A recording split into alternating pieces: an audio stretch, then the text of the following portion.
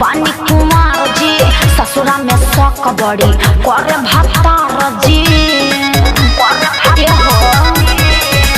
भइल बा शादी बाकी बानी कुमार जी ससुरा में शौक बड़ी करे भत्तार जी टेस्ट सब पहले नहीं खेतनी को जात में अरे का बोलू हो शादी से पहले या शादी के बाद में आइल का अंतर बतोरा समाज में शादी से पहले या शादी के बाद में आइल बा अंतर का तोरा समाज में